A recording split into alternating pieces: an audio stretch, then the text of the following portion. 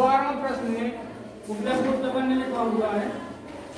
इसमें कहा गया है कि सत्यापित कीजिए, सत्यापित कीजिए मतलब सिद्ध कीजिए x घन y घन z घन फिर 3xyz बराबर 1/2 x धन y धन z।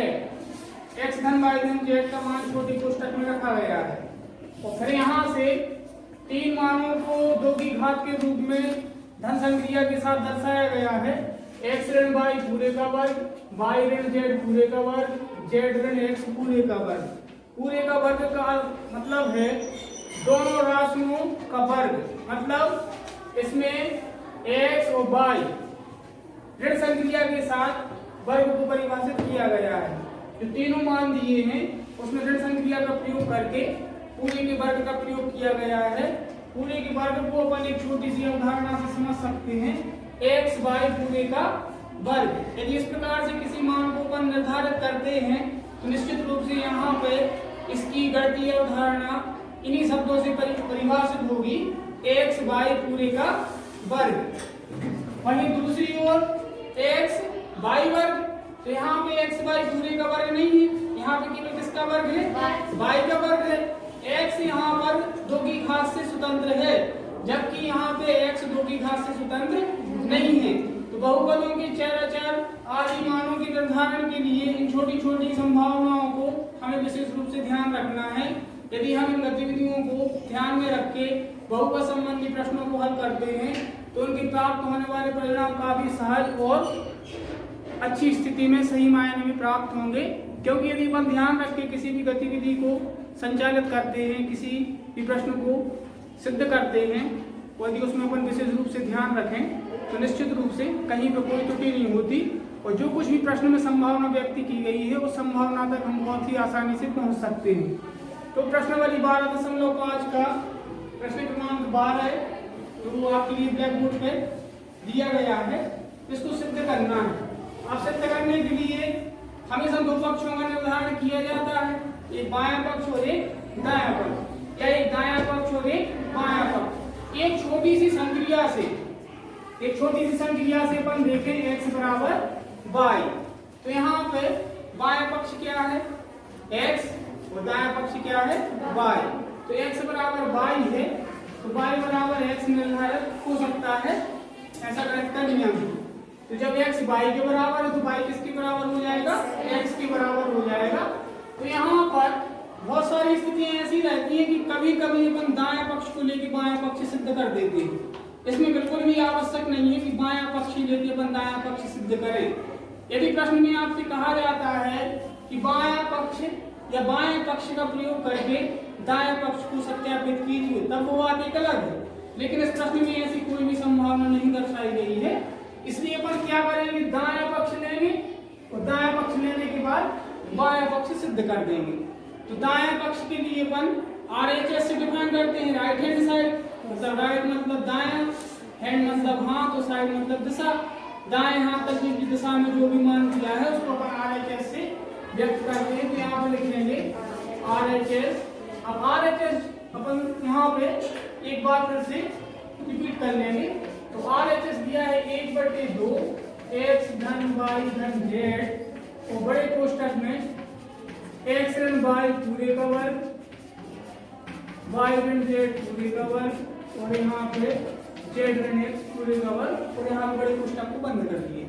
बड़े कोष्ठक का प्रयोग इसलिए किया गया है क्योंकि x ऋण y पूरे के वर्ग को व्यक्त करने के लिए छोटी कोष्ठक का प्रयोग अपन ने किया है। तो जब अपन छोटी कोष्ठक का प्रयोग करते हैं तो बहुत सारे मानों को समायोजित करना हो तो वहां पे फिर एक अपन बड़ा कोष्ठक लगा लेते हैं। तो इस प्रकार से ये बड़ा कोष्ठक है, ये महिला कोष्ठक है, ये छोटा कोष्ठक है।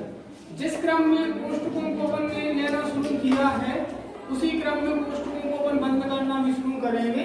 तो छोटे कोष्ठक को बंद किया, महिला कोष्ठक को बंद किया और बड़े कोष्ठक को बंद किया। एक रेखा कोष्ठक भी होता है, यदि आप पिछले वर्ष में रेखा कोष्ठक का उपयोग किया गया होगा तो हम इसकी अवधारणा आपको निश्चित रूप से बताएंगे। जो प्रश्न दिया है उसका अपन ने दायां पक्ष लिया, दायां पक्ष लेके अपन बायां पक्ष सिद्ध करेंगे। और बाएं पक्ष में क्या सिद्ध करना है, x घन धन y घन धन z घन धन 3xy/z।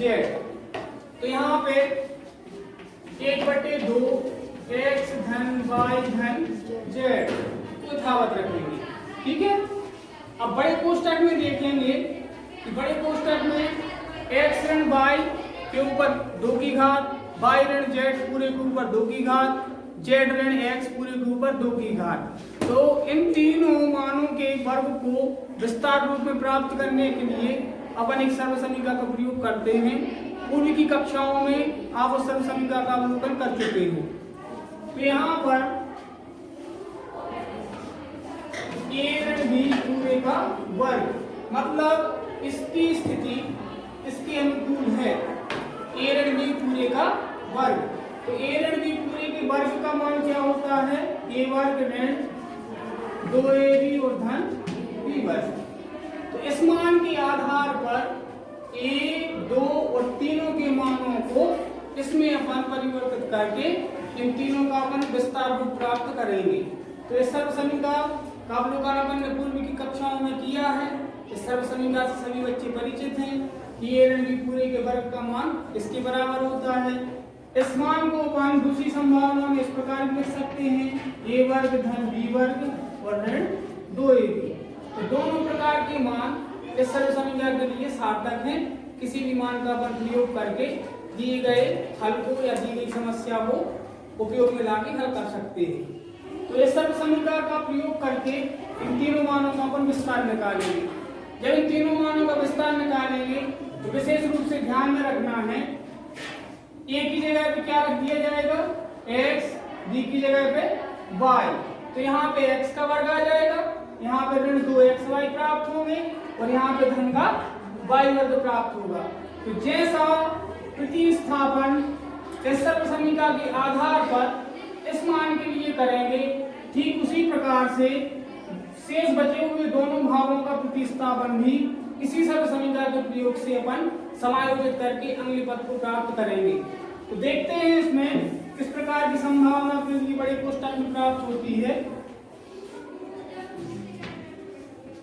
a वर्ग ऋण 2ab और धन b वर्ग। इस मान को यहाँ पे इसलिए लिखा गया है क्योंकि अपन ने यहाँ पे देखा था a ऋण b पूरे का वर्ग बराबर a वर्ग ऋण 2ab धन b वर्ग। इसका मान इसके बराबर होता है, लेकिन यहाँ पे संभावना किसके रूप में दी, x और y के रूप में। तो इसकी जगह पे क्या आएगा, x का वर्ग ऋण 2xy और धन y वर्ग। तो इस संभावना को अपन ab के रूप में ना लिख के x वर्ग ऋण 2xy और धन y वर्ग, मतलब जो यहाँ पे मान प्राप्त किया गया है वो x ऋण y पूरी के वर्ग का मान है। तो इसके बाद चिन्ह धन का प्रयोग किया जाएगा। जो भी चिन्ह अपने लिए दिया जाता है हम उसी चिन्ह का प्रयोग करते हैं। यदि यहाँ पर ऋण का चिन्ह दिया गया होता तो आने वाले क्रम में अपन ऋण चिन्ह का प्रयोग करते, लेकिन यहाँ पे चिन्ह के रूप में धन दिया है तो यहाँ पे धन का प्रयोग करेंगे। यहाँ पर मिल जाएगा y वर्ग ऋण 2yz और धन z वर्ग। फिर से धन चिन्ह का प्रयोग किया, z वर्ग ऋण 2zx और धन x वर्ग। बड़े कोष्टक को अपन ने बंद कर दिया। इस पद को अपन ने जिस माध्यम का प्रयोग करके प्राप्त किया है उसके लिए अलग से यहाँ पे अपन लूप लगा सकते हैं। a ऋण b पूरे का वर्ग बराबर a वर्ग ऋण 2ab और धन b वर्ग। इस तरह का प्रयोग करके अपन आसानी से इसकी मान को उपयोग में लेंगे और आने वाले पद को प्राप्त करेंगे। अब यहाँ पे देखें, बड़े कोष्टक में x वर्ग एक बार और x वर्ग दूसरी बार, तो एक x वर्ग धन एक x वर्ग, कुल मिला के कितने x वर्ग, 2x वर्ग। तो यहाँ पर 1/2 को यथावत रखा, x धन y धन z, तो 2x वर्ग धन 2y वर्ग धन 2z वर्ग, एक y वर्ग और एक y वर्ग 2y वर्ग, एक z वर्ग और एक z वर्ग 2z वर्ग। अब इसके बाद 2xy 2yz और 2zx को क्रमशः अपन इसके बाद लिख देंगे। तो यहाँ पर इसके बाद आने वाले पद क्या होंगे, 2xy ऋण 2yz और ऋण 2zx। बड़े वाले कोष्टक में 6 मानों को अपन ने प्राप्त किया समायोजित करके, तो प्रत्येक पद में 2 का अंक वैनिष्ठ है। ऐसा कोई भी पद नहीं इस बड़े वाले कोष्टक में जिसमें 2 का गुणांक ना दिया हो। सभी पदों में 2 का गुणांक दिया है। और जी यहाँ पर 2x वर्ग 2y वर्ग 2z वर्ग किस प्रकार अपन ने प्राप्त किए ऊपर वाले कोष्टक में स्पष्ट दिया गया है। तो इन सभी पदों में से अपन 2 बाहर ले लेंगे और जब भी कोई मान बाहर लेते हैं तो बाहर आने पर वह मान गुणनफल की रूप प्राप्त होता है। ठीक है, तो यहाँ पर 2 बड़े 1/2, देखो 1/2 तो पहले से थे, लेकिन ये 2 कहाँ से आ गए, इस पे प्रश्न बन सकता है। तो इन सभी पदों में से अपन क्या बाहर ले रहे हैं, 2 बाहर ले रहे हैं और सभी पदों में से वही विषय वस्तु बाहर ली जाती है जो सभी में हो और समान हो। तो सभी में समान रूप से 2 का गुणांक शामिल किया गया है। तो इसमें से अपन ने 2 बाहर ले लिए, 1/2 अपने यथावत रहेंगे, x धन y धन z छोटी कोष्टक का मान यथावत रहेगा, x धन y धन z। अब इसमें ध्यान रखना है सभी में से 2 बाहर ले चुके हैं, तो यहाँ से 2 बाहर लिया क्या बचेगा, x वर्ग y वर्ग z वर्ग xy yz और zx यथावत चिन्हों के साथ। जी धन के साथ आएंगे तीनों मान और xy yz और zx किस चिन्ह के साथ, ऋण चिन्ह के साथ। तो यहाँ पर x वर्ग धन y वर्ग धन z वर्ग ऋण xy ऋण yz और ऋण zx। यहाँ पर 2 गुणन 1/2 है, तो 2 से 2 के लिए अपन काट सकते हैं। जो बाहर लिए थे उस 2 से अपन ने बटे वाले 2 को काट दिया। अब 2 का भाग 2 में कितनी बार गया, 1 बार, 1 एकम 1 हो गया। 1 का गुणा इसमें करेंगे तो j मिलेगा, x धन y धन z मिलेगा, क्योंकि 1 का गुणा करने पर कोई भी मान नहीं बदलता। तो यहाँ पर x धन y धन z यथावत रहेगा, x वर्ग धन y वर्ग धन z वर्ग ऋण xy ऋण yz और ऋण zx। इसके बाद करना क्या है, x का गुणांक 1 2 3 4 5 6 इन 6 पदों में कर देंगे। क्या x वर्ग धन y वर्ग धन z वर्ग और ऋण xy ऋण yz और ऋण zx। इन 6 के 6 पदों में सबसे पहले किसका गुणा करेंगे, x का, फिर उसके बाद y का, फिर उसके बाद किसका, z का। तो यहाँ पे x का गुणा किया किसमें, x वर्ग धन y वर्ग धन z वर्ग ऋण xy ऋण yz ऋण zx। फिर धन y का गुणा, धन y का गुणा किया जाएगा x वर्ग धन y वर्ग धन z वर्ग ऋण xy ऋण yz और ऋण zx। और धन z का गुणा करेंगे, x वर्ग धन y वर्ग धन z वर्ग x वर्ग धन y वर्ग धन z वर्ग ऋण xy ऋण yz और ऋण zx। तो इसमें एक बार फिर से हम पुनरावृत्ति के रूप में बता दें, x का गुणा सभी पदों में, y का गुणा सभी पदों में और z का गुणा सभी पदों में। करने का क्रम अपन ने नीचे वाले पद में जमाया है इस वाले क्रम में। अब यदि चर समान है, चर समान है तो चर की घात बढ़ जाएंगी। तो यहाँ पे जब x का गुणा x वर्ग में होगा तो यहाँ पे x के ऊपर 1 की घात और यहाँ पे x के ऊपर 2 की घात। तो जैसे इसका इसमें गुणा होगा तो x के ऊपर आने वाली घात 3 की हो जाएगी, क्योंकि जब आधार समान हो तो गुणनफल में घातें क्या होती हैं, जुड़ जाती हैं, और जब आधार समान हो तो भागफल में घातें क्या होती हैं, घट जाती हैं। इस वाले पद में अपन भाग संक्रिया का प्रयोग नहीं कर रहे हैं, गुणन संक्रिया का प्रयोग कर रहे हैं। तो जैसे ही इसका इसमें गुणा करेंगे तो x के ऊपर आने वाली घात कितने की हो जाएगी 3 की। तो यहाँ पे x घन धन xy वर्ग धन xz वर्ग। अब x का गुणा xy में किया तो ऋण का x वर्ग y, x का गुणा yz में किया तो ऋण का xyz, और x का गुणा zx में करेंगे तो zx वर्ग। चिन्ह कौन सा रहेगा धन का।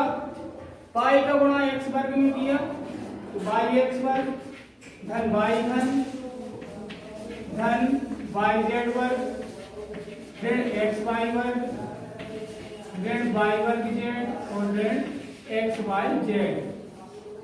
धन z का गुणा x वर्ग में किया तो zx वर्ग धन zy वर्ग, और z का गुणा z वर्ग में होगा तो z के ऊपर 3 की घात। z का गुणा xy में होगा तो zxy को अपन अल्फाबेटिक क्रम में xyz भी लिख सकते हैं। तो यहाँ पे xyz, इस वाले z का गुणा yz में होगा तो yz वर्ग और ऋण का z वर्ग x। तो इस प्रकार से गुणन संक्रिया का प्रयोग करके अपन ने x का गुणा सभी पदों में, y का गुणा सभी पदों में और z का गुणा सभी पदों में कर दिया।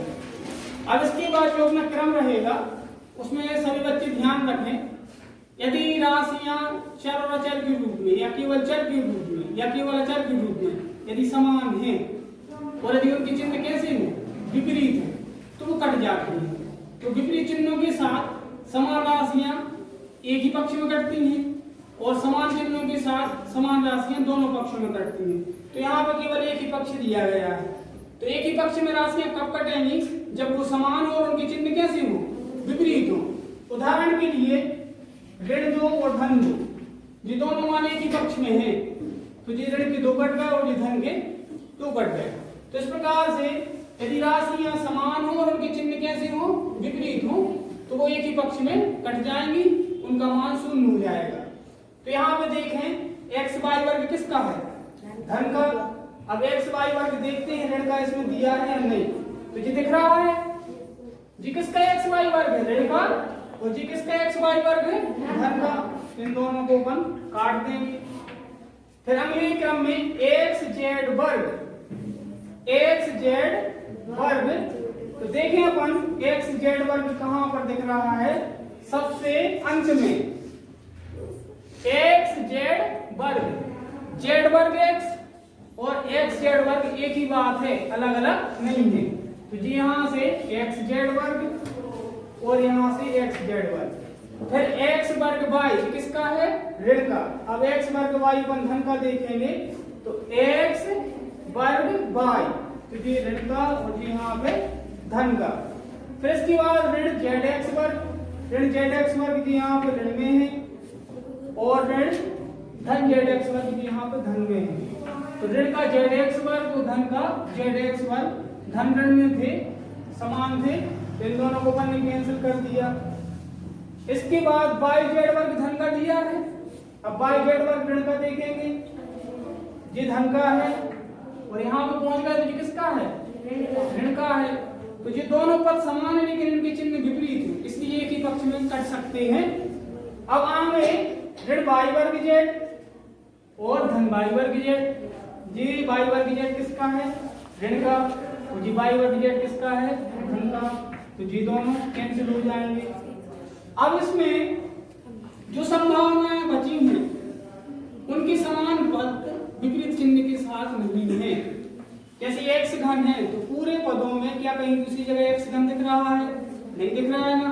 तो x घन को अपन यथावत रखेंगे और y घन को यथावत रखेंगे। ठीक j क्रम किसके लिए रहेगा z घन के लिए। अब इसके बाद ऋण का एक xyz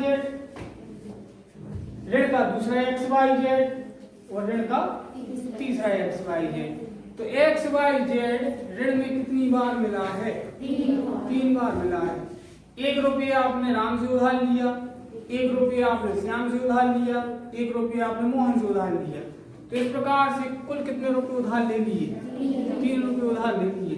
तो जे ऋणात्मक संक्रिया के लिए अपन एक स्थानीय उदाहरण के रूप में समझ सकते हैं कि ऋण का एक xyz ऋण का एक एक्स वाई जेड, ऋण का एक एक्स वाई जेड, कुल मिला के ऋण के कितने x y z, 3 x y Z.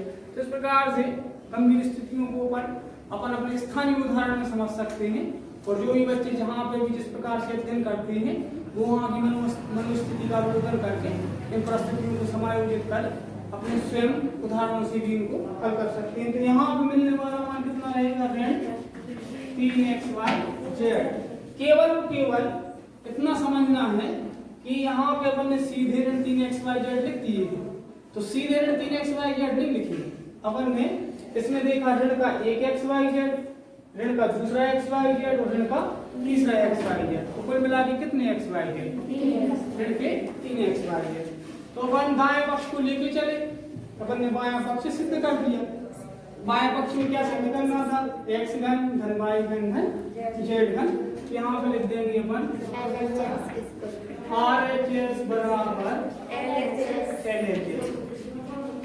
और LHS लेके चलते तो अपन RHS लिख देते। तो इस प्रकार के प्रश्न पुस्तक में दिए हैं, आप बार बार अभ्यास करें। अभ्यास करने के बाद कहीं भी समस्या आती है तो आप जानकारी ग्रुप में जरूर भेजें ताकि हम आपकी समस्या का निदान कर सकें।